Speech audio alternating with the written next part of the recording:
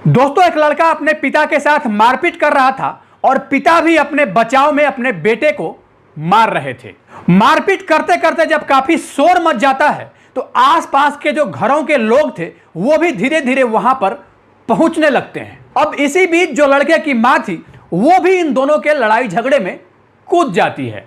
अब पुरुष, महिला, बच्चे, युवा जो भी थे वो उस घर की तरफ दौड़ रहे थे और कुछ लोग अपने छत पर से आराम से बाप बेटे के बीच हो रहे इस झगड़े को बड़े ही इत्मीनान से, बड़े ही आराम से, यूं कहें कि बड़े ही फुर्सत से ऐसे देख रहे थे मानो किसी फिल्म का शूटिंग चल रहा हो। लोग ये समझ नहीं पा रहे थे कि आखिरकार हुआ क्या है, आखिर क्यों बाप बेटे दोनों एक दूसरे पर हमलावर हो गए हैं। अब कुछ लोग उस घर में पहुंचे और पहुंचने के बाद इन दोनों बाप बेटे को एक दूसरे से अलग किए और अलग करने के बाद आखिरकार जब मारपीट के कारणों का पता चला तो सब लोग काफी ज्यादा हैरान थे। अब जो बात निकलकर सामने आई उस बात पर किसी को यकीन नहीं हो रहा था। दरअसल ये दोनों बाप और बेटे एक दूसरे पर केवल एक लड़की के लिए आक्रामक थे। बेटा कह रहा था कि वो हमारी है, उससे हमारी सगाई हो चुकी है, उससे हमारी शादी होने वाली है। इसके दूसरी ओर बाप कहता तो क्या हुआ, आखिर मैं भी उस लड़की से प्यार करता हूं। उस लड़की ने हमारी रातों की नींद और दिन का चैन चुरा लिया है। उससे सुंदर लड़की आज तक मैंने अपने जिंदगी में नहीं देखा। उस लड़की को तुम भूल जाओ क्योंकि मैं उससे प्यार करता हूं। अब वो लड़की हमारी हो चुकी है। दोस्तों, यकीन मानिए, आधुनिकता के इस दौर में बाप बेटे के इस मजबूत रिश्ते के बीच हवस की चाह में किस प्रकार महज एक लड़की के वजह से बाप बेटे दोनों एक दूसरे के दुश्मन बन गए और अंत में महज उस लड़की के लिए कलयुग के उस हौसी बाप ने जिस घटना को अंजाम दिया वो न सिर्फ खौफनाक था बल्कि शर्मनाक और दर्दनाक भी था।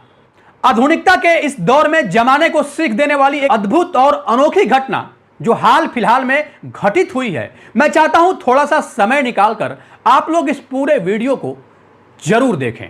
दोस्तों, आज की जो सच्ची घटना मैं आपको बताने जा रहा हूं, यह सच्ची घटना उत्तर प्रदेश के रामपुर जिला अंतर्गत भोर थाना क्षेत्र के एक गांव की है। उसी गांव का रहने वाला एक व्यक्ति जिसकी उम्र लगभग 55 साल थी, उसके पास एक शख्स आता है, एक व्यक्ति आता है और आके कहता है तुम्हारे बेटे के लिए एक बहुत ही खूबसूरत लड़की मिली है, दिखने में काफी ज्यादा सुंदर है।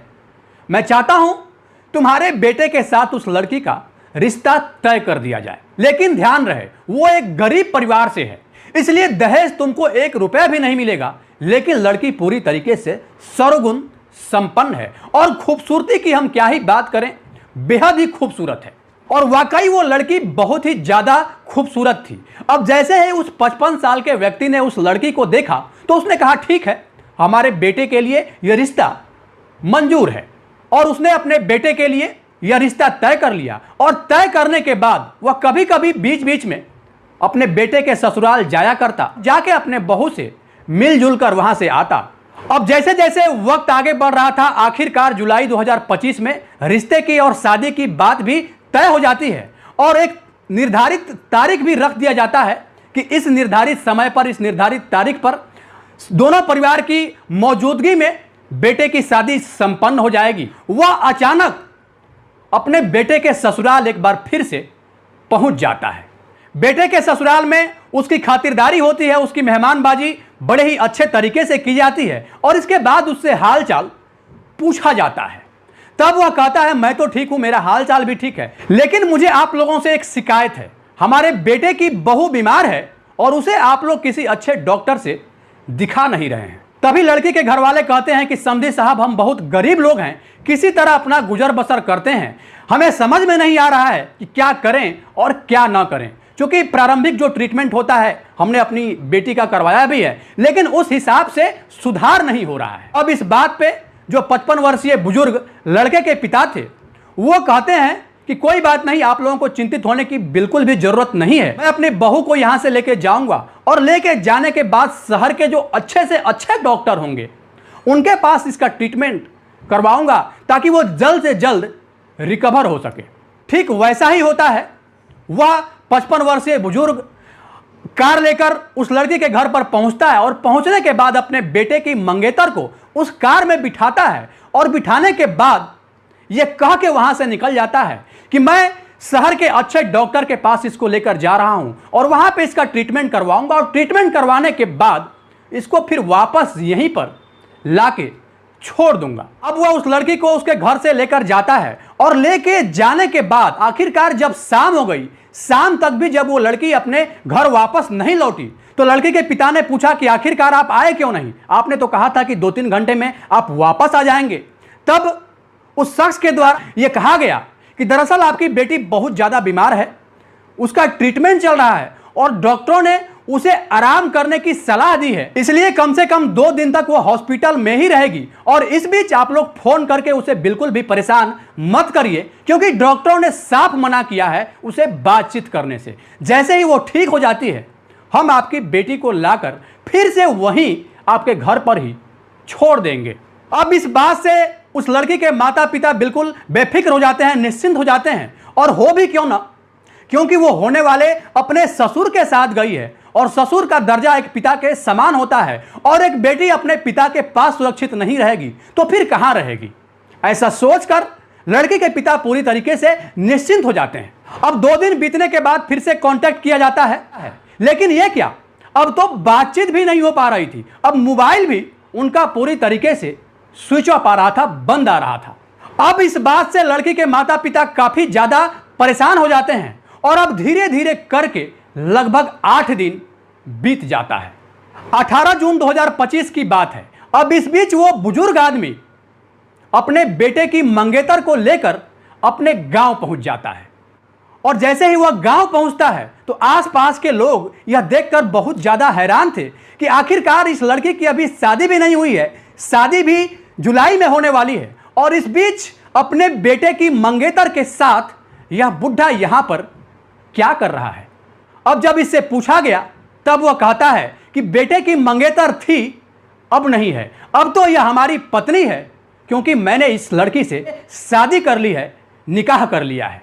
अब यह इतनी सुंदर ही थी तो इसमें मेरा क्या दोष, मुझसे रहा नहीं गया और मैंने मजबूर होकर, ना चाहते हुए भी इसकी सुंदरता से मोहित होकर अंततः इसको अपना पत्नी ही बना लिया और अब यह मेरी पत्नी बनकर, बीवी बनकर मेरे ही साथ सदा के लिए इसी घर में रहेगी। अब जैसे ही इस बात का पता चलता है पूरे गांव में इस बात की खबर आग की तरह फैल जाती है। अब सब लोग यह सोचने पर मजबूर हो जाते हैं कि आखिरकार यह हुआ कैसे। अब जैसे ही उस लड़के को पता चलता है अपने बाप की हरकतें तो वह पूरी तरीके से गुस्सा जाता है। वह अपने पिता से कहता है कि जब यह लड़की आपको इतनी ज्यादा ही पसंद थी तो आप पहले ही इस लड़की से खुद ही निकाह कर लेते, इस बीच मुझे क्यों लाए। अब इस बात को देखते हुए बाप और बेटे के बीच कहासुनी शुरू हो जाती है। अपने बाप के इस करतूत पर बेटे को इस कदर गुस्सा आता है कि वह अपने बाप के साथ मारपीट करना शुरू कर देता है। अब बाप भी भला कहां कम था, वह भी अपने बेटे को बराबर जवाब दे रहा था और यह कह रहा था कि उम्र भले ही 55 साल है लेकिन जोश और जुनून अभी भी वही है।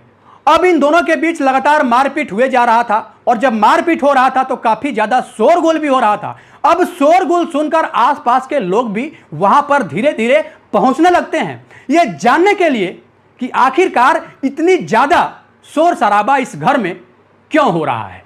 एक और उधर बाप और बेटे आपस में झगड़ रहे थे, लड़ रहे थे और दूसरी ओर जो नई बहू आई थी, जो नई दुल्हन आई थी, वो भी अपनी सौतन कहें या फिर सास कहें उससे झगड़ने लगती है। हालांकि गनीमत यह रही कि सास और बहू के बीच या फिर यूं कहें कि सास और सौतन के बीच कोई मारपीट नहीं होती है।